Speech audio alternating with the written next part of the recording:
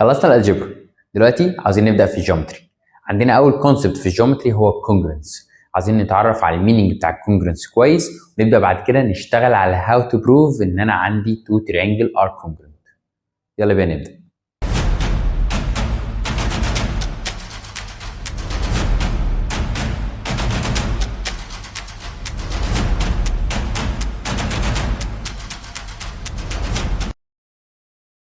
congruence.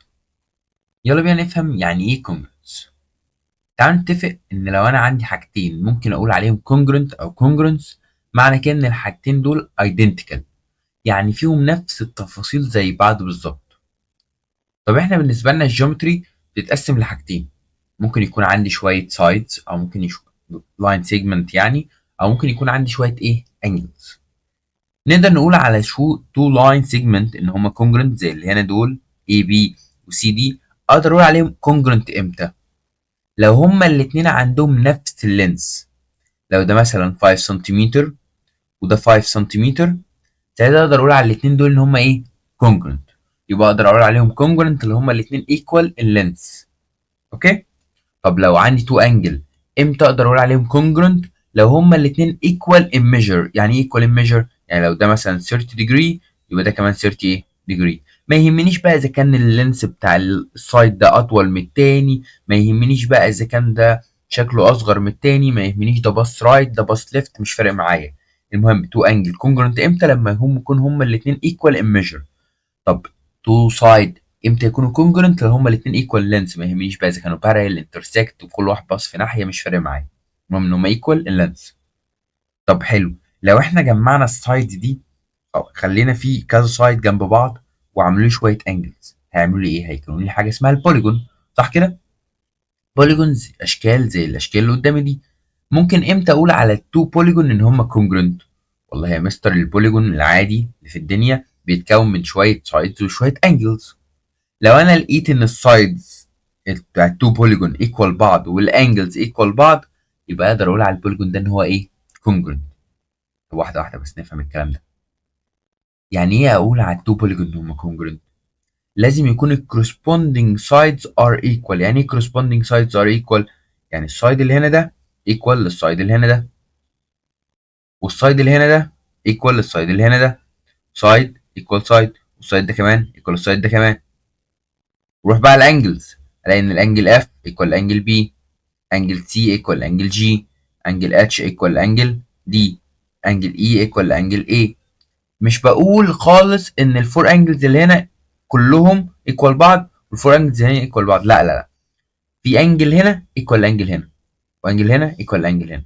ده معنى كلمة ايه؟ ان corresponding angles are equal و corresponding sides are equal.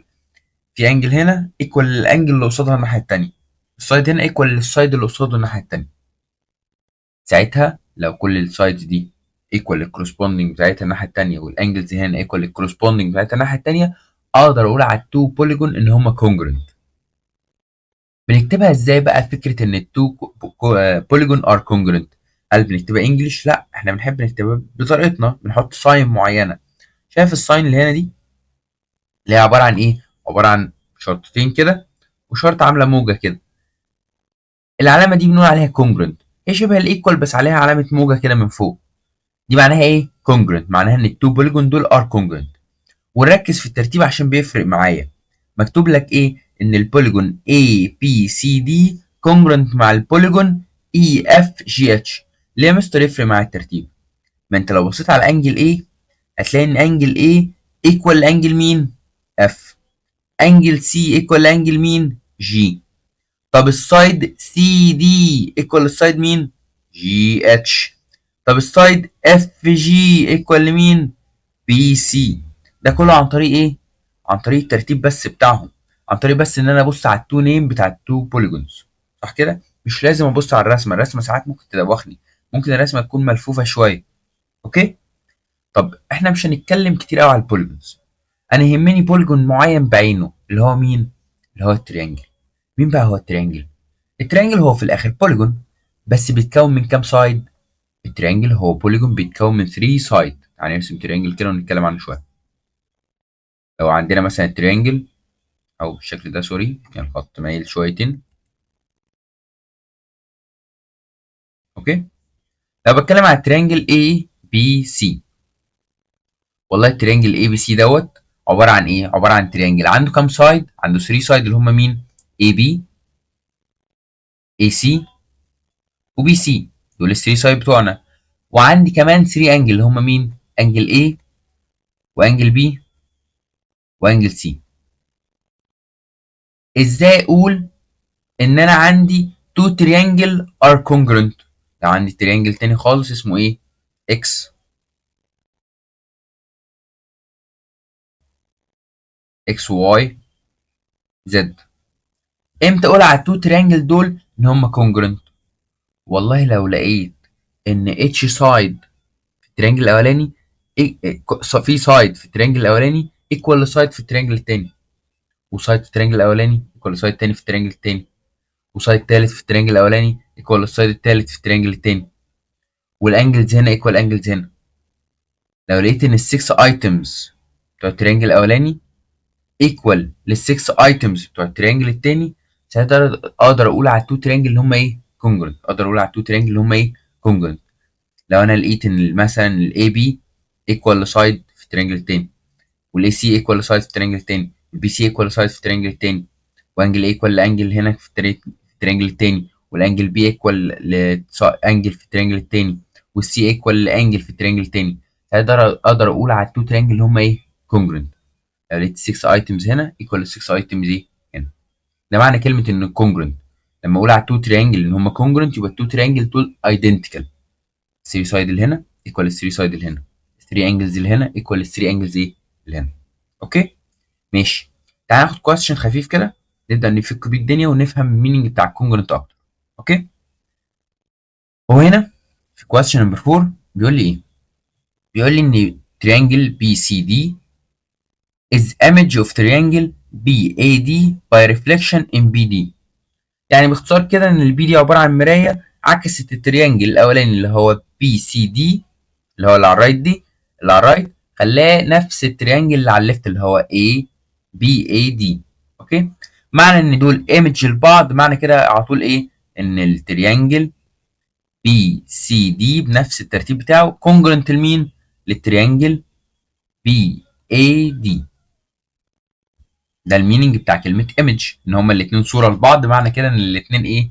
ار كونجرنت، وكتبت الاثنين بنفس الترتيب بتاعهم. تعال نشتغل مع بعض بقى ونحاول نفايند الريكوايرز اللي هو طالبها مني. هو طالب مني افايند الاكس، وطالب مني افايند مين؟ الواي. اوكي واحده واحده. ازاي ممكن نفايند الاكس؟ هي الاكس على انهي سايد؟ الاكس على السايد بي سي. هو السايد بي سي فين يا مستر؟ اهو في التريانجل الاولاني اللي هو اللي على الرايت. السايد بي سي ايكوال لسايد مين؟ بي اي يا مستر. بص بص من هنا اهو، بي سي ايكوال لبي اي. البي اي بكام؟ البي اي اهو سايد بي اي بكام؟ ب 20. يبقى خلاص، يبقى اقدر اقول ان البي سي سايد بي سي ايكوال للسايد بي اي ايكوال كام؟ 20 سنتيمتر. يبقى الاكس بكام؟ ب 20. جبتها عن طريق ايه؟ ان انا لقيت ان في 2 سايد ايكوال بعض. ماشي. عاوزين نجيب ميجر اوف انجل واي. هي الانجل واي اللي هنا دي عند مين؟ عند الانجل اي بي سي. الانجل اللي هنا دي اسمها ايه؟ اي بي دي، سوري، اي بي دي. فين الاي بي دي؟ اي بي دي ايكوال لمين؟ الاي بي دي ايكوال للسي بي دي. سي بي دي الانجل اللي هنا. طب الانجل اللي هنا اصلا مش معايا، صح؟ عاوزين نجيب الانجل دي الاول. تعال نبص مع بعض. التريانجل اللي على الرايت، انا عندي في الرايت هنا تريانجل في كام انجل؟ في انجل ب 30 وفي انجل ب 100، وعاوز اجيب الثيرد انجل. هنجيب الثيرد انجل ازاي؟ والله هيقول لي therefore measure of angle دي بي سي اللي انت عاوزها، اللي هي اللي على الرايت هنا دي. هنجيبها ازاي؟ ما دام معايا 3 معايا تريانجل، يبقى 3 انجل السم بتاعهم كام؟ 180 يا مستر. ممكن اعمل 180 ماينس 30 بلس 100، تطلع لي الانجل التالتة بكام؟ 50 ديجري. يبقى كده معايا الانجل اللي هنا دي ب 50. ماشي يا مستر. احنا كنا بنقول من شويه ان دول كونجرنت، صح؟ تو تريانجل كونجرنت. فقلنا ان measure of angle since ان measure of angle دي ABC equal لمين؟ equal measure of angle مين؟ ABD. يبقى ال ABD كمان بكام؟ 50 degree. يبقى اللي هنا دي ب 50. طب ما دام اللي هنا دي ب 50 يبقى ال 2y equal كام؟ يبقى ال 2y equal 50. نعرف نجيب الواي الواحدة؟ هنعمل 2 دي والناحية التانية divide. يبقى الواي equal كام؟ 50 divide 2 يبقى equal 25 degree. ده كان question بسيط، هو مديني already ان انا معايا congruent وبيحاول يطبق على فكرة الكونجرنت عن طريق ان هو معاه سايد هيجيب السايد التاني او معاه انجل هيجيب الانجل التاني. questions بتجيلي ازاي في الامتحانات؟ بيجيلي ان هو بيطلب مني ان انا اعمل بروف اصلا ان هما كونجرنت بقى. هو مش هيجي يقول لي ان هما كونجرنت، لا هو يطلب مني ان انا اعمل بروف ان هما التو تريانجل ار كونجرنت. طب هل يا ترى عشان اعمل بروف ان التو تريانجل ار كونجرنت محتاج اجيب ال6 ايتمز هنا اخليهم ايكوال ل6 ايتمز الناحيه الثانيه؟ قال لي لا، مش لازم اقعد ادور على ال6 على ال3 لتر 3 سايد هنا وال3 سايد هنا وال3 انجل هنا وال3 انجل هنا. لا، امال انا محتاج ايه؟ انا بس محتاج الاقي 3 ايتمز في التريانجل الاولاني ايكوال ل 3 ايتمز في التريانجل الثاني. 3 ايتمز هنا ايكوال ل 3 ايتمز ايه هنا. ال 3 ايتمز دول ممكن يكونوا مثلا 3 سايد، ممكن اجيب مثلا ان السايد هنا في التريانجل الاولاني ايكوال لسايد في التريانجل الثاني، وفي سايد في التريانجل الاولاني تاني ايكوال لسايد في التريانجل الثاني، وفي سايد ثالث في التريانجل الاولاني ايكوال لسايد ثالث في التريانجل الثاني. فلو لقيت 3 سايد هنا ايكوال ل 3 سايد هنا، ثلاث تو تريانجل ار كونجرنت. طب يا مستر هم لازم سايدز يعني؟ لا، ممكن مثلا الاقي تو سايد وانجل، ممكن الاقي مثلا تو انجل وسايد، ممكن الاقي تو انجل وسايد برضو، بس مش لازم يكونوا الانجلز ورا جنب، يعني مش لازم يكونوا، ممكن يكون تو انجلز والسايد في النص ما بينهم، او ممكن يكون تو انجلز والسايد جنبهم، مش لازم يكون في النص ما بينهم. اوكي، هنفهم الكلام ده اكتر بعد شويه. ممكن يكون عندي رايت انجل تريانجل، ودي كيس هنتكلم عليها بعد شويه. لو عندي رايت انجل تريانجل بيكون عندي حاجه اسمها الهايبوتنس ايكوال بعض وسايد كمان ايكوال بعض، هنشوفها بعد شويه. فانا ممكن ازاي اعمل بروف ان انا عندي تو تريانجل ار كونجرنت؟ لو لقيت ان في 3 ايتمز في التريانجل الاولاني ايكوال ل 3 ايتمز في التريانجل الثاني. اوكي، بس لازم شرط اساسي ان لازم يكون اتليست فيهم واحد ايه سايد. ما ينفعش تقول لي ان 3 انجلز في التريانجل الاولاني ايكوال ل 3 انجلز في التريانجل الثاني، ساعتها ما يبقاش كونجرنت. اتليست لازم يكون الحوار فيه ايه سايد، لازم الحوار يكون فيه ايه سايد. مستر انا مش فاهم حاجه بصراحه. طب تعالى نجرب نعمل بروف على تو تريانجل ان هم كونجرنت، وهتلاقي ان الموضوع بسيط. خليك بس فاكر ان انت بتدور على ايه، بتدور على 3 ايتمز. ال 3 ايتمز دول ممكن يكونوا 3 سايدز، ممكن يكون 2 سايد وانجل، ممكن يكون 2 انجل وسايد، ممكن يكون الحوار فيه رايت ايه انجل. تعال نشوف الكلام ده ممكن نطبقه ازاي. يلا ندخل مع بعض على اول كويستشن في البروف.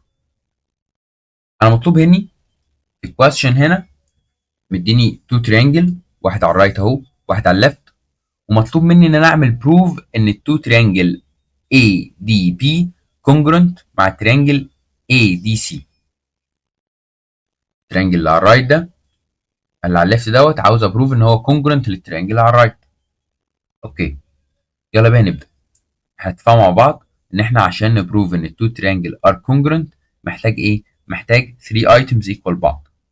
ماشي، سنس. انا بدور على ايه؟ على 3 ايتمز 1 2 3. يلا ندور عليهم. يلا، اول حاجه انا بدور على انديكيتورز، بدور على علامات. بص في الرسمه واحده واحده. هل عندي اي علامات بتقول ان في سايدز ايكوال بعض؟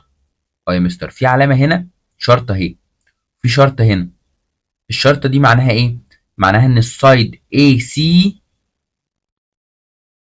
ايكوال لمين؟ ايكوال للسايد AB. كده معايا سايد من على الرايت ايكوال لسايد ايه على الليفت. شايف العلامتين دول؟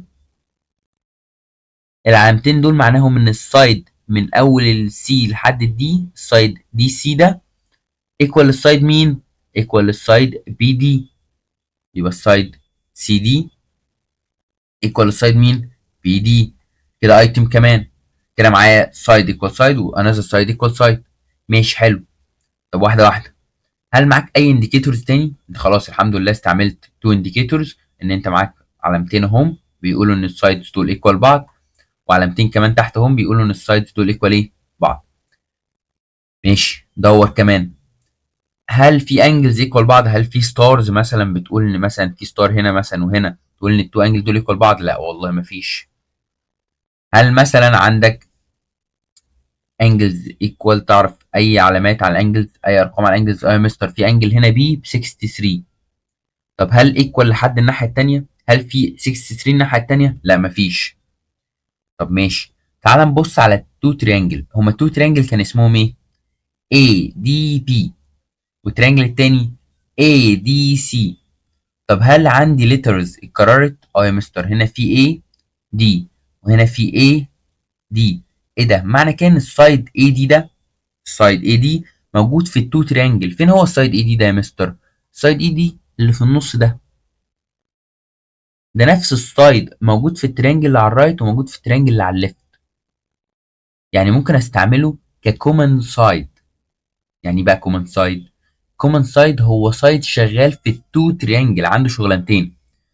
بيصحى الصبح يشتغل في التريانجل اللي على الرايت، وبعد الظهر بيشتغل في التريانجل ايه اللي على الليفت، شغال في التو تريانجل، فبسميه كومن ايه سايد. فاقدر اكتب ان الاي دي از كومن سايد. كده انا معايا ايه؟ كده معايا تو سايد ايكوال بعض، وتو سايد كمان ايكوال بعض، وسايد تالت كومن شغال في الاثنين. كده معاك 3 سايد اللي على الرايت هم نفس ال 3 سايد ايه اللي على الليفت. طب مش كده معاك 3 ايتمز؟ كده اقدر اقول ان التو تريانجل ار ايه كونجرنت.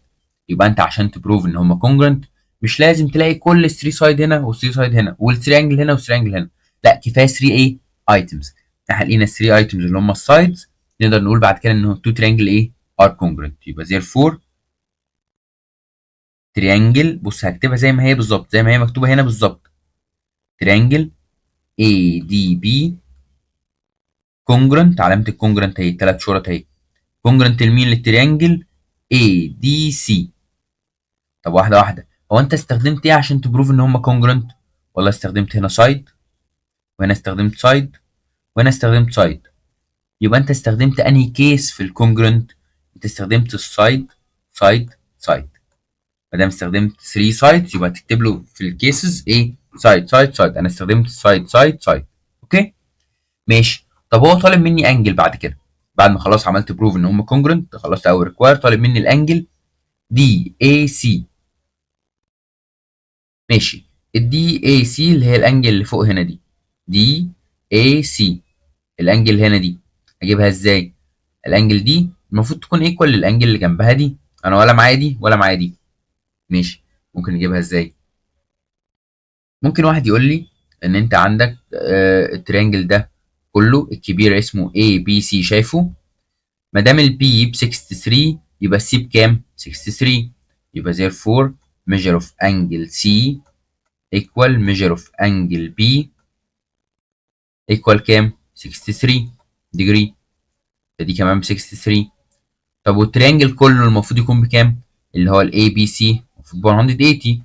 لو معايا واحده ب 63 والتانيه ب 63، ازاي نجيب انجل A كلها؟ يلا نشوف measure of angle BAC الكبيره اللي فوق دي كلها بكام؟ هنعمل 180 minus 63 plus 63، هيطلع ب 120 126. 180 minus 126 هيبقى equal 54. ده مين 54 دي؟ ال 54 دي هي انجل A كلها اللي هي الانجل BAC. طب احنا عاوزين نصها، عاوزين البارت منها، بارت واحد، هما 2 بارتس equal بعض. يبقى therefore measure of angle DAC اللي انت عاوزها equal ل measure of angle BAD،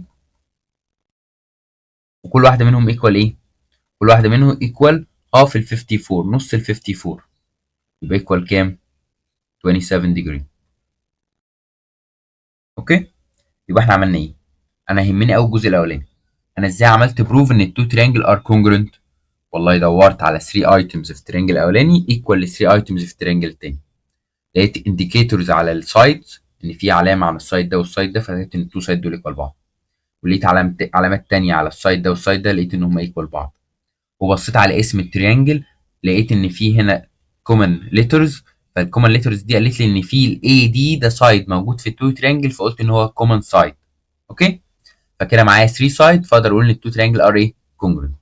طب دي كيس، دي حاله منهم. تعال نشوف اكتر من مثال ونفكر فيهم مع بعض. يلا بينا. تعال نبص على another question. تعال هنا بص في التريانجل دوت. انا عندي هنا question مديني تو تريانجل، واحد على الرايت اهو، واحد على الرايت واحد على الليفت، وعاوز ابروف ان التو تريانجل دول ار كونجرنت. ماشي يلا بينا. التو تريانجل اهم AEC و BED. يلا بينا ندور على الانديكيتورز بتاعتنا. اول حاجه انا في سايد هنا معمول عليه علامه واحده، ايكوال لمين يا ترى؟ هل ايكوال للاي دي ولا الاي بي؟ يا مستر ده علامتين، ده علامه واحده، يبقى ده علامه واحده وده علامه واحده، يبقى التو بيسز دول ايكوال بعض. البيس الاولانيه اسمها ايه؟ سي اي، يبقى سنس سي اي ايكوال لمين؟ للبيس الناحيه التانيه دي اسمها ايه؟ دي اي. يبقى التو سايد دول مالهم؟ ايكوال لبعض. طب يا مستر في انديكيتور هنا كمان اهو، في علامتين هنا اهو وعلامتين هنا، معنى كده ان السايد ال AE سنس سايد AE ايكوال لمين؟ للسايد BE. انت ما بتعملش حاجه غير ان انت عمال تلقط اصلا العلامات. اوكي، يبقى انا السايد CE ايكوال ل DE و AE ايكوال ل BE. الحمد لله معايا 1 ومعايا 2، فاضل لي واحده كمان الاقيها اكتب من التو تريانجل ار ايه كونجرنت. يلا نفكر مع بعض. هل يا ترى عندي سايد كمان، سايد تالت ايكوال بعض؟ في واحد دلوقتي هيخترع ويقول لي ايه يا مستر؟ الاي سي ايكوال للدي اي بي. هو احساسك في محله، انا عارف ان هم شكلهم ايكوال لبعض، بس هل في علامات؟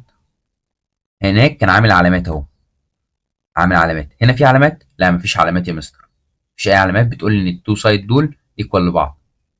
طب خلاص، وما قاليش في الجيفن الاي سي ايكوال للدي بي، فانا مش هقدر اقول ان هم ايكوال بعض، فانا كده السايد التالت مش شغال معايا ومش كومن سايد. لا مفيش اي سي هنا، في اي سي، ما هنا مفيش اي سي، فالاي سي مش كومن سايد. اوكي، طب تعالى نفكر مع بعض بقى. شايف الانجل اللي هنا؟ مش تو لاين دول عامل انترسكت؟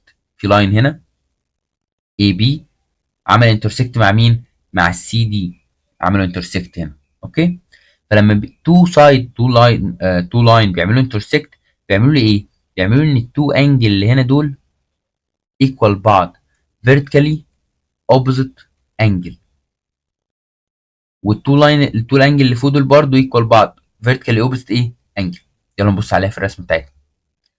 التو لاين اي بي والسي دي انترسكت، فعملوا لي ايه بقى؟ عملوا ان الانجل اللي هنا دي ايكوال لمين؟ ايكوال للانجل اللي هنا دي، عن طريق حاجه اسمها الفيرتيكالي اوبوزيت انجل. لما يكون التو لاين انترسكت خبطوا بعض كده، عملوا حرف اكس كده، بيخلي ان التو انجل اللي هنا دول ايكوال بعض، ونقول عليها فيرتيكالي اوبوزيت انجل. يعني سنس او therefore على طول measure of angle. measure of angle مين؟ AEC. AEC equal لمين؟ measure of angle مين بقى الناحية التانية؟ DEB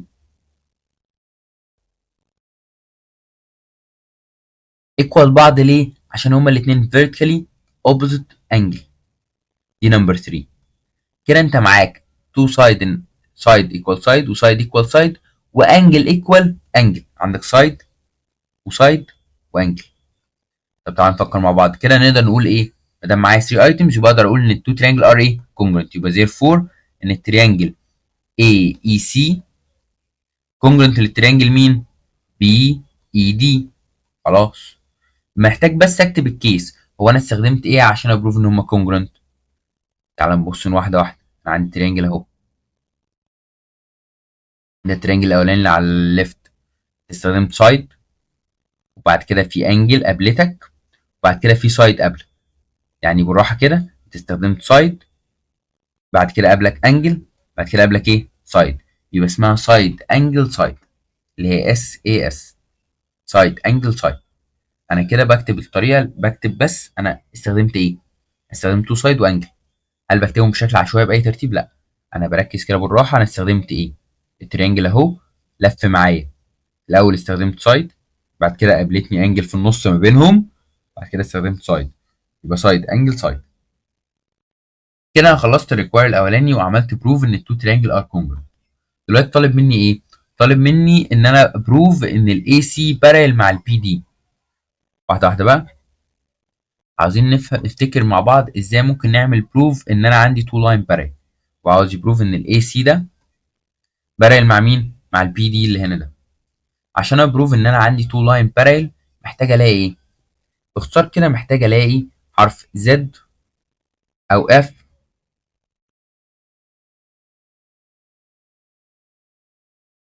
او يو.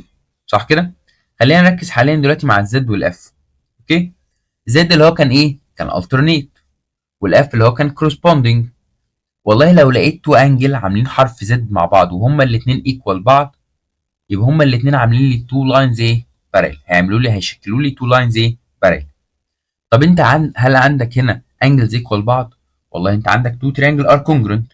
ما دام التو تريانجل دول كونجرنت يبقى therefore ان مثلا ميجر اوف انجل A، ميجر اوف انجل A ايكوال لميجر اوف انجل مين؟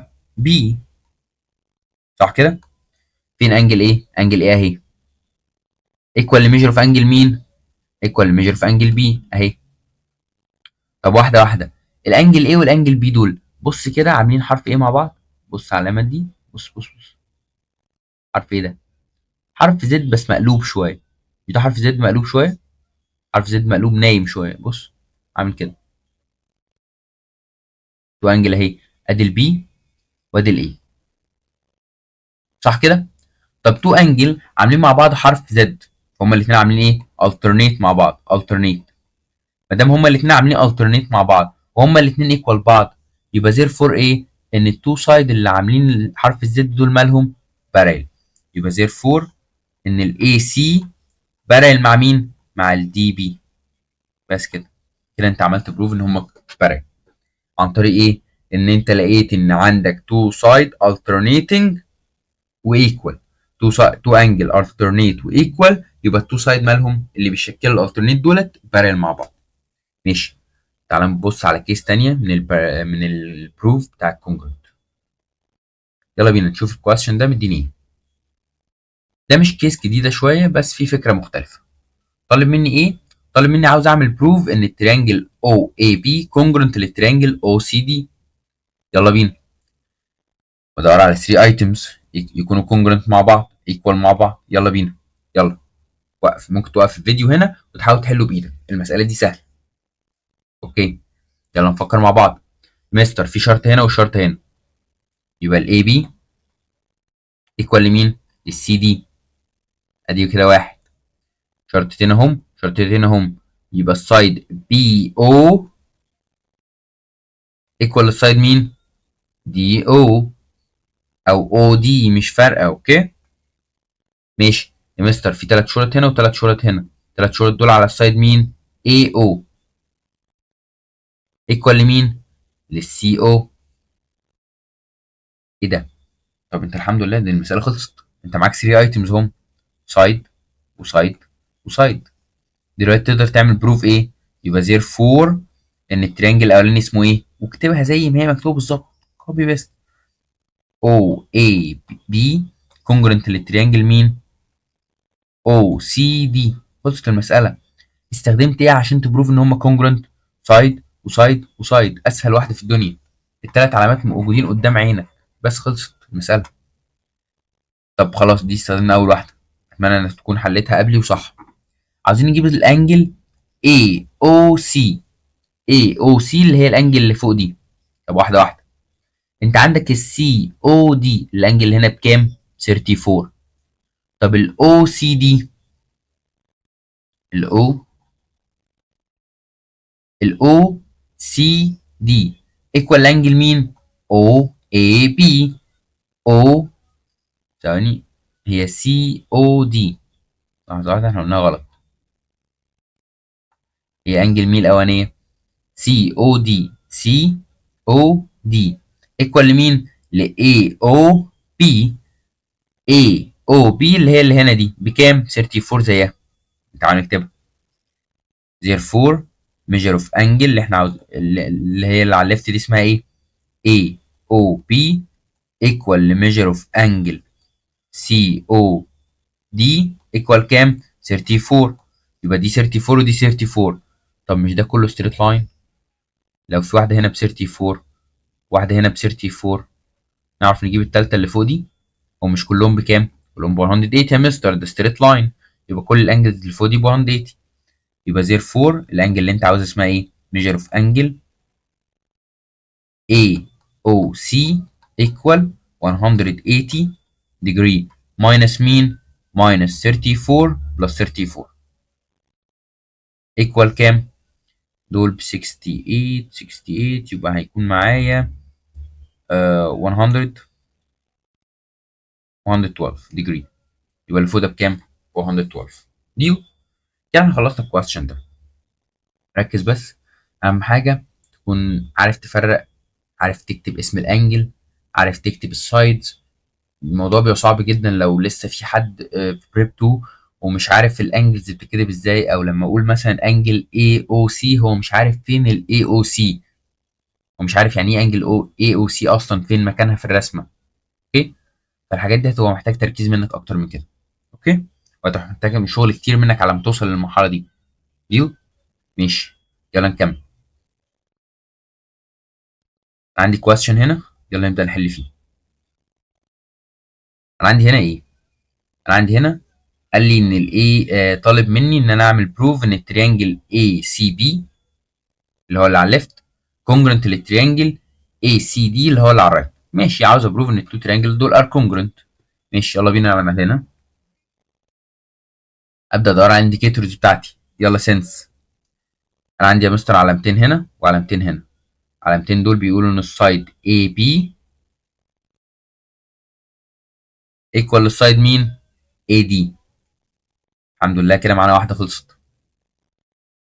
مستر في ستار هنا وفي ستار هنا. الستارز دي معناها ايه؟ معناها ان التو انجلز ايكوال بعض، صح كده؟ محتاج بقى تكتب الانجل بشكل كويس قوي. في واحد هنا هيخترع ويقول لي دي انجل اسمها انجل ايه. طب واحده واحده يا بابا. انت عندك فيرتكس فعلا اسمها ايه هنا. الفيرتكس دي متقسمه تو بيسز كده، فعندي هنا انجل وعندي هنا انجل وعندي انجل كبيره قوي اسمها ايه. فانت عندك يعتبر 3 انجلز كلهم اسمهم ايه. هل هينفع تقول لي انجل ايه وخلاص؟ لا مش هينفع. طب هنعمل ايه؟ محتاجين نقولها بالثري ليترز بتوعها. نقول اسمها بالثري ليترز. اللي على الليفت اسمها ايه؟ بي اي سي. الانجل اللي على الليفت اسمها ايه؟ بي اي سي اهي. يلا نكتبها. يبقى sense ان measure of angle بي اي سي. طيب يا مستر يحصل حاجه لو قلتها العكس، لو قلت سي اي بي؟ لا عادي صح برضه. ايكوال لمين؟ الانجلز على الرايت. اللي على الرايت اسمها ايه بقى؟ دي اي سي اهي. measure of angle دي اي سي. يبقى الستار اللي على الرايت دي خلت الانجل هنا ايكوال لمين؟ انجل هنا. علامات برضو، انا بدور على علامات. ماشي، انا كده دورت على التو سايد هنا، تو سايد ايكوال بعض وفي انجل ايكوال انجل، سايد ايكوال سايد وانجل ايكوال ايه؟ انجل. هل في اي علامات تاني؟ في واحد هيجي يقول لي دلوقتي ان السي دي ايكوال يا مستر للبي سي. في علامه بتقول كده؟ معلش في علامه؟ في حد قال لي؟ حد قال لك المعلومه دي؟ ما حدش قال لي. مكتوبه هنا، مكتوب هنا ان السي دي ايكوال للسي بي. لا، مكتوب ان السي دي ب 2.4 بس. اهلا وسهلا، ماشي، اهلا وسهلا. سي دي ب 2.4. حد قال لك ان البي سي ب 2.4؟ لا ما قاليش، صح؟ فانا ما اقدرش استخدمها. انا بستخدم بس المعلومات اللي هو قايلها لي. اوكي ماشي. طب يلا ندور على فكره كمان. هل عندي اي علامات تاني؟ طب تعال نبص على الاسمين بتوع التو تريانجل. التريانجل ده اسمه ACB والتريانجل التاني اسمه ACD. هل في عندي two points are repeated؟ في letters repeated هنا؟ ال AC يعني السايد AC موجود في التريانجل اللي على الرايت وموجود في التريانجل اللي على الليفت. فين الاي سي ده؟ اهو. شايف السايد ده؟ السايد ده موجود في التو تريانجل اللي على الرايت واللي على الليفت. فاكر كنا اتكلمنا عنه في اول سؤال خالص، كنا بنقول على السايد ده ايه؟ كومن سايد. يبقى اقدر اقول ان الاي سي is common side. حلو قوي. كده انا معايا 1 2 3 ايتمز هم. 3 ايه ايتمز. طب واحده واحده بقى.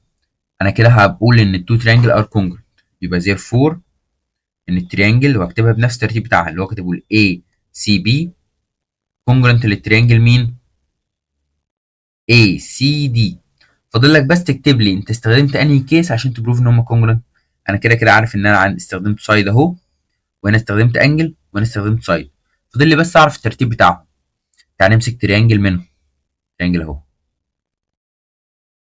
انت استخدمت مين؟ الاول استخدمت السايد ده، بعد كده عديت وقابلت الانجلز دي، بعد كده استخدمت السايد ده، قلت ان هما كومن سايد صح.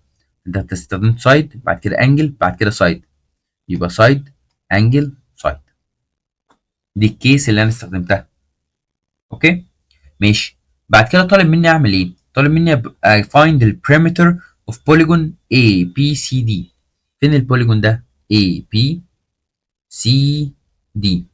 يعني عاوز يفايند ايه؟ عاوز يفايند السم بتاع الفور سايدز بتوع البوليجون ده.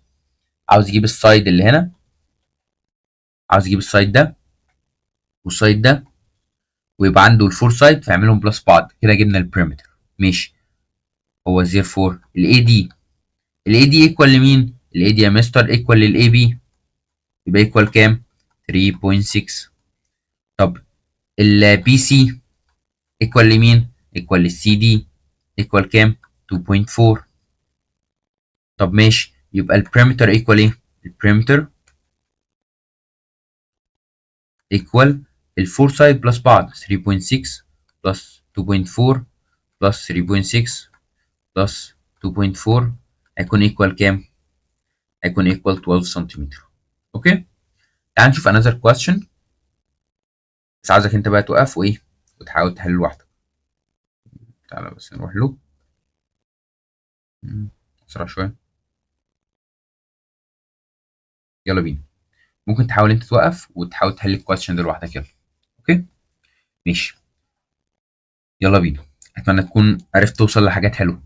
يلا بينا نحاول نحله مع بعض وتشيك انت وصلت لفين. هو عامل ايه؟ هو طالب مني ان انا find السايد بي سي. ماشي. السايد بي سي، هل في اي علامه بتقول لي السايد بي سي ايكوال لمين؟ لا يا مستر. طب يا مستر هل اقدر اقول ان السايد بي سي ايكوال للسايد اي بي ايكوال 7؟ مين قال لك ان البي سي ايكوال الاي بي؟ حد قال لك ان هم ايكوال بعض؟ والله مش هما كونجرنت يا مستر. هل هو قال لك في السؤال ان التو تريانجل ار كونجرنت؟ لا. ما دام ما قالكش وما دام ما اداكش اي علامات، يبقى انت معنى كده ان انت لازم الاول تعمل بروف ان هم ايه؟ كونجرنت. تعمل بروف ان هم ايه؟ كونجرنت. ما تقدرش تروح تقول له ان البي سي ايكوال اي بي ايكوال 7. لا، انت لازم الاول تعمل بروف ان هم ايه؟ كونجرنت. يبقى هو من غير ما يقول لك اجبرك ان انت لازم تعمل بروف ايه؟ بروف ان التريانجل، مين التريانجل؟ بي اي دي، لازم يكون ايه؟ كونجرنت لمين؟ كونجرنت للتريانجل بي سي دي. ما طلبش منك الكلام ده، بس انت مجبر ان انت تعمله الاول. انت كده كده لازم تعمله ايه الاول. بعد ما تبروف ان هم كونجرنت تقدر تفايند عن طريق الكونجرنت سايد والانجل اللي هو طالبها. اتفقنا؟ ماشي. يلا نحاول نبروف ان هم كونجرنت. يلا سنس. هل عندك علامات بتقول ان في سايدز ايكوال بعض؟ اه يا مستر في علامه هنا، في علامه هنا. يبقى الاي دي ايكوال لمين؟ للسي دي. هل في اي علامات تاني؟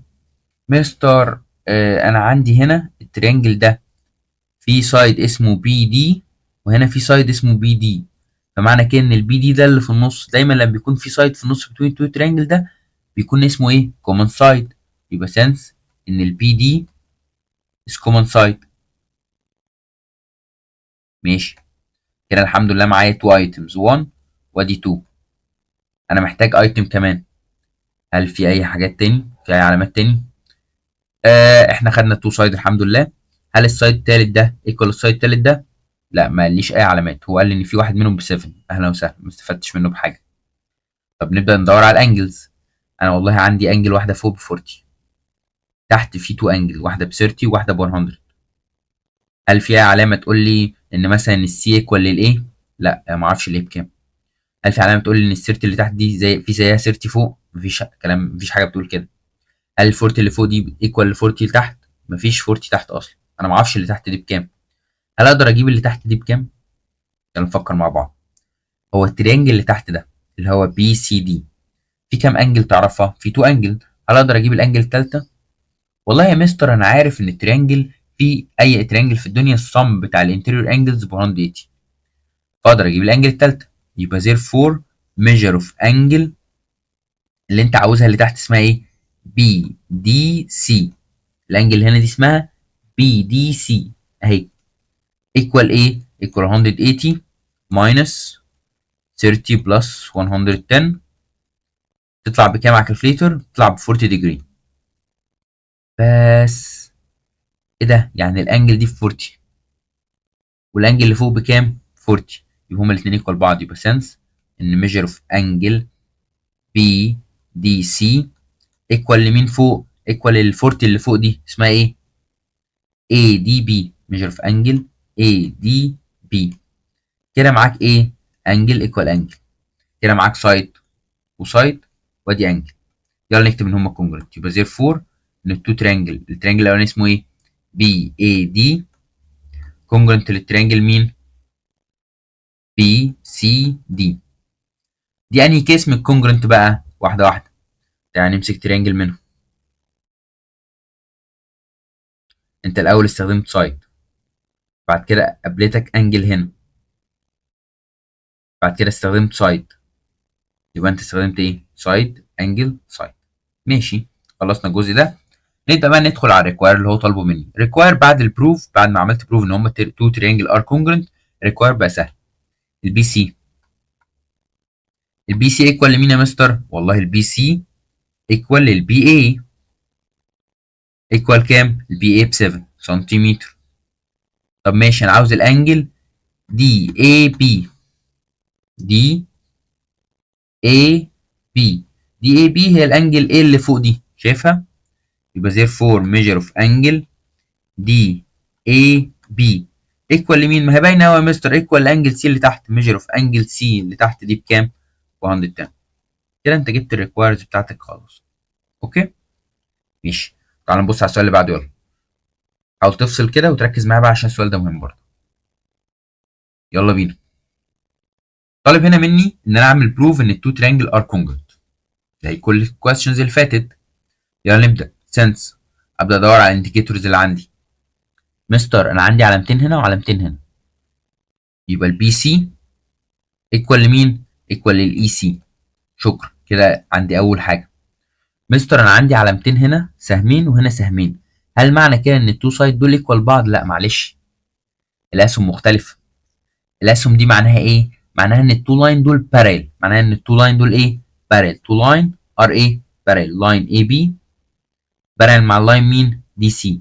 اي بي بارل مع مين؟ مع الدي سي. دول معناهم بارل مش ايكوال، فانا مش معناها خالص ان التو سايد ايكوال بعض.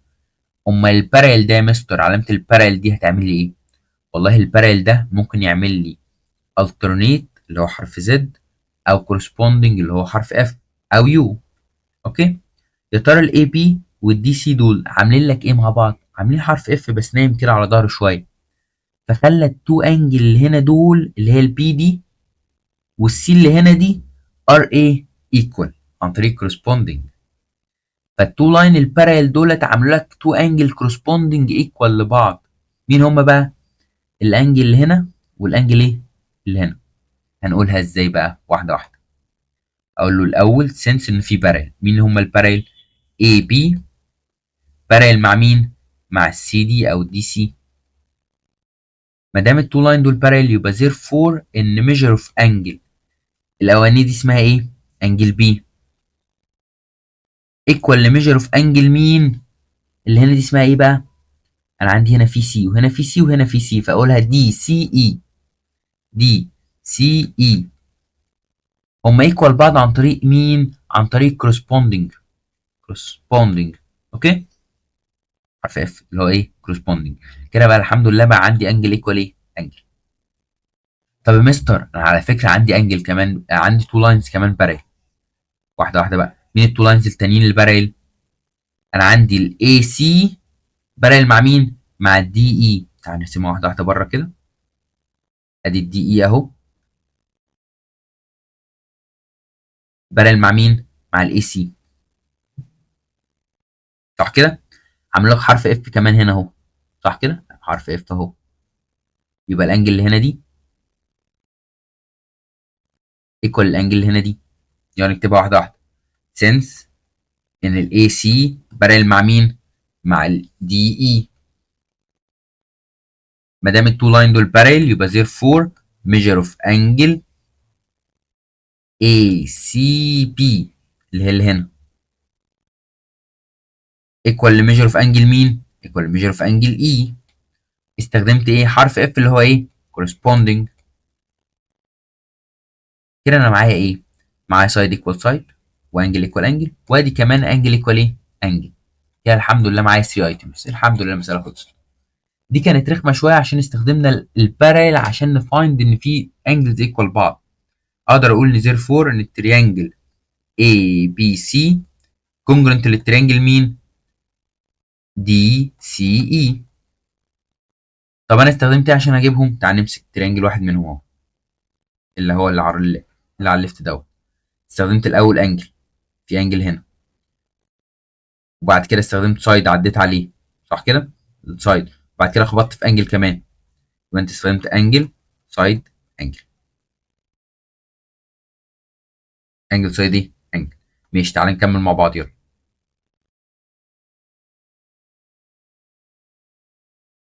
تعال نبص على الكويشن ده، بس افصل كده وريح دماغك شويه ونكمل على طول.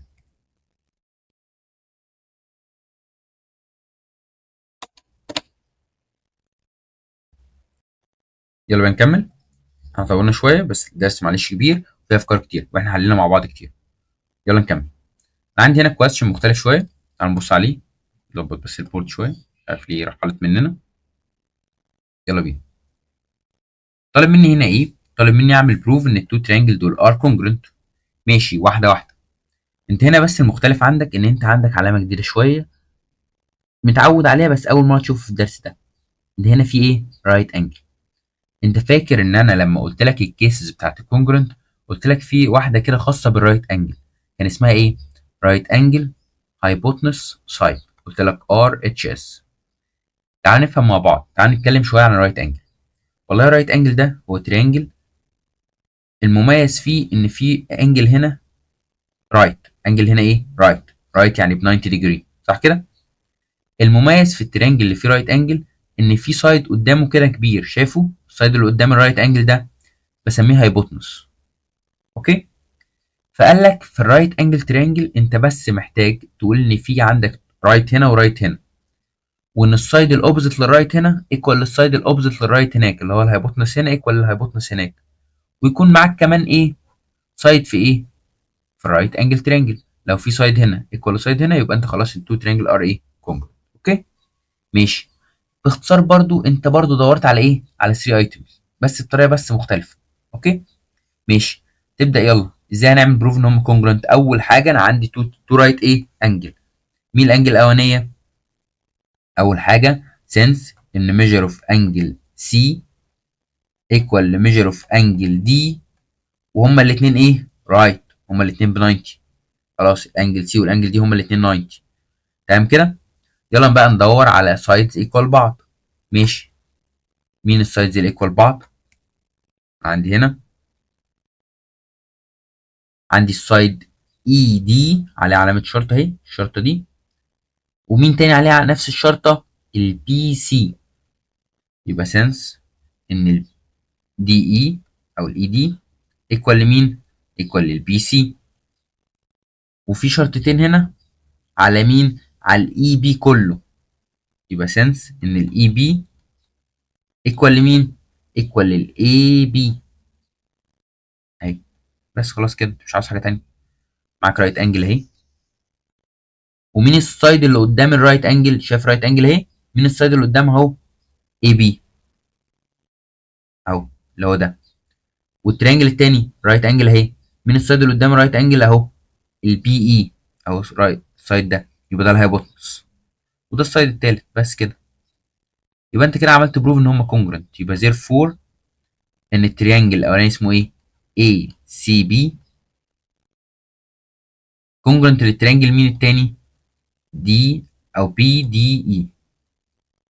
استخدمت إيه عشان تبروف ان هما كونجرنت؟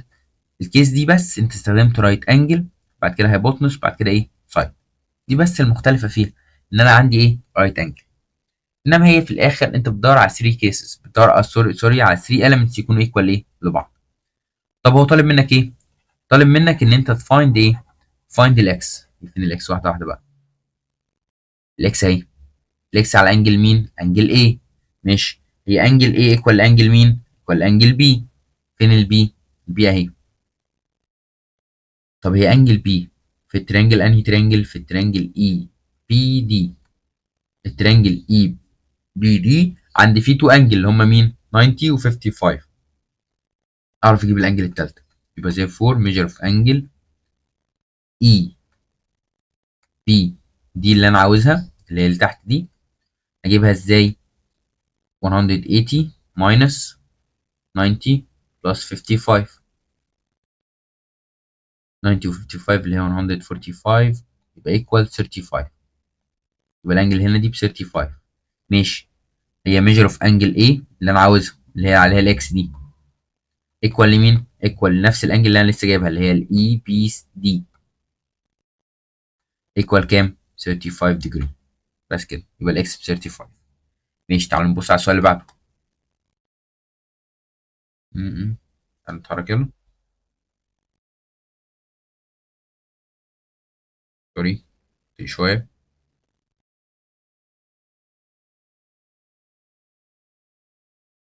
السؤال دوت طالب مني ايه؟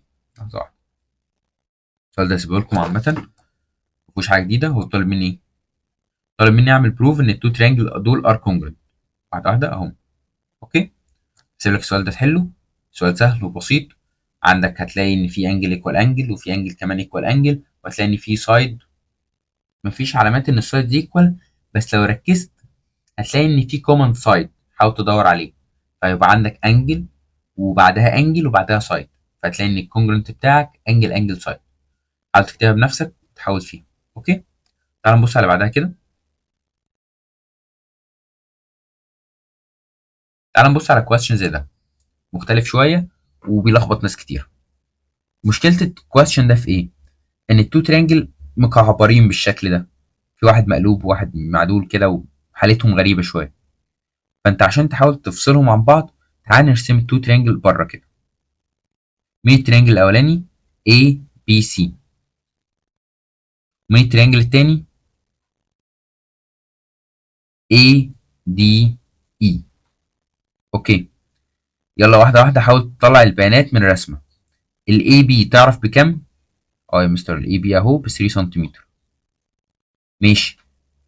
ال AC تعرف بكام؟ ال AC يا مستر كل ده في حته ب 3 وحته ب 1، يبقى كده كام؟ 4 سنتيمتر. طب تعرف البي سي بكام؟ لا البي سي يا مستر معلوش ارقام. ماشي خلاص. طب الاي اي، الاي اي يا مستر ب 4. طب الاي دي لحد هنا بس يبقى بكام؟ ب 3. ماشي. طب تعالى الاي دي. والله الاي دي اللي هو اللي هنا ده مش عارف. خلاص يبقى انا طلعت شويه سايدز. طب يا مستر انا عندي هنا ستار وهنا ستار، ستار على ال هنا وستار على ال هنا، معنى كده ان هم ايكوال بعض. كده انا طلعت المعلومات اللي عندي على جنب كده في رسم على جنب عشان اقدر اكتبهم. يلا سينس هل سايدز ايكوال بعض عندك؟ اه عندي الاي سي ايكوال لمين؟ اي اي. ادي اول واحده. هل عندك حاجه تاني؟ اه يا مستر الاي بي ايكوال لمين؟ الاي دي. هما الاثنين ب 3. شكرا. ادي تاني واحده. انت في ستارز على الانجل صح؟ يبقى الانجل ميجر اوف انجل سي اي بي ايكوال لميجر اوف انجل مين؟ اي اي دي. كده معاك كمان انجل ايكوال ايه؟ انجل. بس شكرا. كده معاك سايد وسايد وايه؟ وانجل. كتر خير الدنيا. مسألة سهلة. هي مشكلتها في ايه؟ في ان المتداخلة شوية مع بعض. يلا نقدر نكتب دلوقتي ان هما كونجرنت. التريانجل اي بي سي كونجرنت مع التريانجل مين؟ ADE. محتاج تكتب الكيس بتاعتك، انت استخدمت ايه؟ استخدمت سايد، بعد كده قبلك انجل، بعد كده قبلك ايه؟ سايد كمان هنا، صح كده؟ يبقى سايد انجل سايد، سايد انجل سايد. اوكي ماشي، يلا نكمل.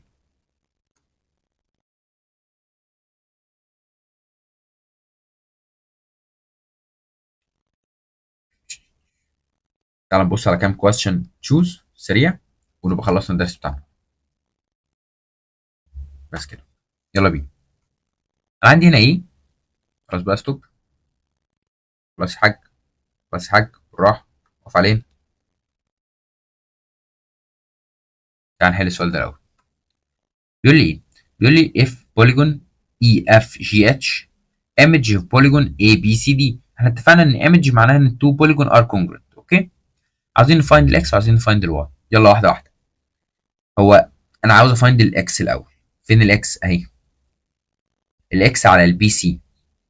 هو البي سي ايكوال لمين؟ باين قوي يا مستر، البي سي ايكوال للاف جي اهي. يعني الاكس ماينس 1 اللي هي اللي على البي سي هي ايكوال مين؟ لل8. واحد ذكي دلوقتي هيطلع يقول لي الاكس ايكوال 8. اكس مين اللي ايكوال 8 يا حبيبي؟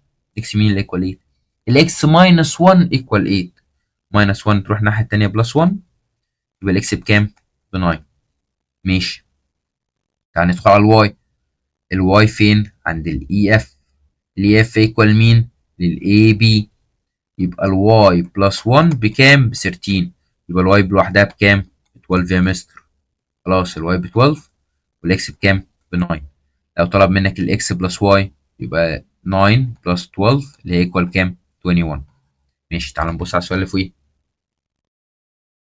عندنا سؤالين تشوز 8 فوق، يا رب نوصل له. بس كده، خلاص ونروح بقى خلاص. يلا اقف هنا. بيقول لي التريانجل اي بي سي كونجرنت مع التريانجل اكس واي زد، والاي بي مع بعض بكام؟ الانجل A بلس الانجل B ب 130. يعني الاي بلس B بكام؟ 130. طب ماشي، لو معاك الاي بلس B ب 130، انجل A وانجل B، تعرف تجيب لي انجل C بكام؟ يا مستر كلهم 180، يبقى 180 ماينس 130 تطلع السي بكام؟ السي ب 50. ماشي، هو عاوز ميجر اوف انجل زد. ماشي، ما دام السي ب 50 يبقى زد كمان بكام؟ 50. حل. تعال هنا، يقول لي التو تريانجل ار كونجرنت. السي بكام؟ ب 90. ما دام السي ب 90 يبقى الاي انجل A وانجل B بكام؟ كل واحده منهم ما اعرفش بكام، بس الاثنين مع بعض بكام؟ ما دام 180 ماينس 90 يبقى الاثنين مع بعض فاضلين بكام؟ ب 90. يبقى السي ب 90 والاي بلس بي ب 90. ماشي، وعاوز ال بلس ام. طب ما الاي بلس بي هي ال بلس ام، يبقى الام، سوري، ال بلس ام، يبقى ال بلس ام بكام؟ برضه ب 90. بس كده. الكونجرنت مش صعب، افكاره كتيره والاسئله بتاعته كتيره شويه، والاكسرسايز هتلاقيه في المعاصر كبير، محتاج تحل عليه كتير وتشتغل بايدك لحد ما الدنيا تمشي معاك وتلاقيها سهله. اوكي، حل كتير. حاول ممكن تعيد الفيديو تاني، توقف الكويستشنز قبل ما تتحل وتحاول تحلها بايدك، وبعد كده تبص على الحل وتشوف ايه الغلطات. طب انت كتبتها ازاي؟ طب احنا كتبناها ازاي؟ وتحاول تحسن من طريقه الكتابه بتاعتك. ده اول درس جيومتري، درس مش تقيل، درس بس طويل شويه، عاوزك تطحنه كويس وتدوس عليه كويس عشان هيفيدك كتير بعد كده. اوكي، يلا بينا، سلام عليكم.